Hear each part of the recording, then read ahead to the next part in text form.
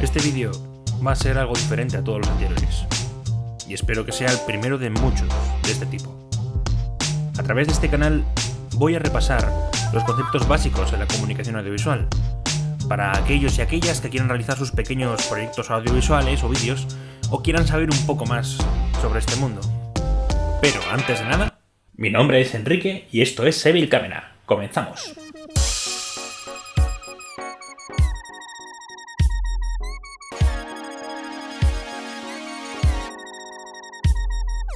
En este primer vídeo no vamos a tratar temas complicados, no vamos a hablar de cámaras, no vamos a hablar de iluminación, no vamos a hablar de guiones, nada de eso. Vamos a tratar temas tan simples que podéis utilizaros desde vuestra casa con un smartphone. Vamos a hablar de los planos y los tipos de planos que hay. Pero lo primero de todo, ¿qué es un plano? ¿En qué consiste un plano? Pues un plano es la unidad básica del lenguaje audiovisual. Es algo que puede durar desde un fotograma hasta la duración de un largometraje.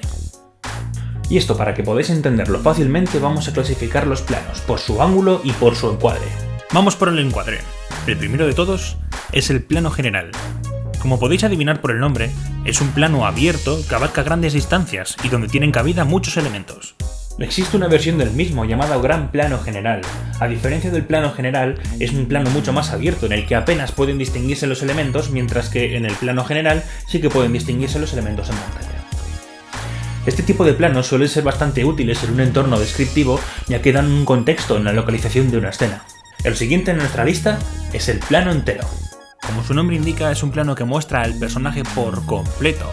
Este es un plano que se halla siempre entre lo narrativo y lo descriptivo, ya que debido a sus características puede tomar una descripción completa de cómo es el personaje y además cómo son sus acciones, lo cual viene muy bien, por ejemplo, para las escenas de lucha o escenas de acción. Cerrando un poco más, tenemos el plano de 3/4. Este es un tipo de plano que llega desde la altura de las rodillas hasta la cabeza. Este tipo de plano también se le conoce como el plano americano, y se dice que su nombre se debe al género western, ya que es el plano más cerrado en el que se podían ver los revólver que estaban atados a la cintura. Ahora vamos con uno de los planos más utilizados en la comunicación audiovisual. Ahora vamos con el plano medio. El plano medio es un plano que abarca desde la altura de la cintura hasta la cabeza, y es bastante utilizado porque es muy útil para las conversaciones, ya que pueden verse las expresiones faciales y a su vez algunos movimientos de los personajes. Si os habéis dado cuenta a lo largo de este vídeo, habréis ido comprobando que conforme el plano se va cerrando, ha ido pasando de un plano descriptivo a un plano más narrativo. Pues bien, ahora entramos en un entorno donde los planos son mucho más expresivos. Ahora pasamos al primer plano. Y bien, el primer plano es... Esto es un primer plano. Este tipo de plano suele ser bastante útil para ver las expresiones de los personajes. Con este tipo de planos podemos ver cómo son sus reacciones, por ejemplo, cuando alguien es feliz, cuando está triste o cuando, por ejemplo, le ha puesto los cuernos su mujer. Este plano tiene una variante mucho más cerrada que se conoce como primerísimo primer plano. Es un tipo de plano que abarca casi toda la cara en la pantalla y es muy útil para poder enfatizar lo máximo posible las emociones de ese personaje. Ahora vamos a pasar a clasificar los planos por sus ángulos. Si tiramos de la vertical, tenemos por ejemplo el plano cenital y el plano nadir. Por otro lado tenemos el plano picado y el plano contrapicado. El plano picado es un plano en el que la cámara apunta hacia abajo.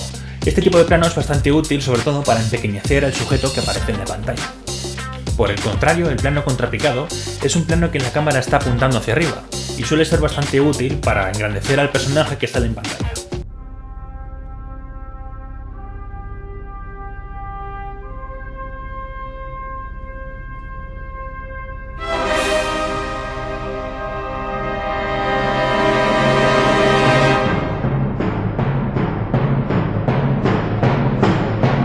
En cuanto a los planos según su posición lateral, tenemos el plano frontal, plano de perfil, plano dorsal y plano de escorzo. El plano en escorzo es un plano bastante similar al que puede ser un plano dorsal. La diferencia con el dorsal es que en el plano en escorzo se pilla al sujeto por la parte del hombro, mostrando lo que tiene por delante de él. Ahora pasamos a un plano bastante especial, ahora pasamos a un plano que se le conoce como plano holandés, y es un plano que se ve más o menos así.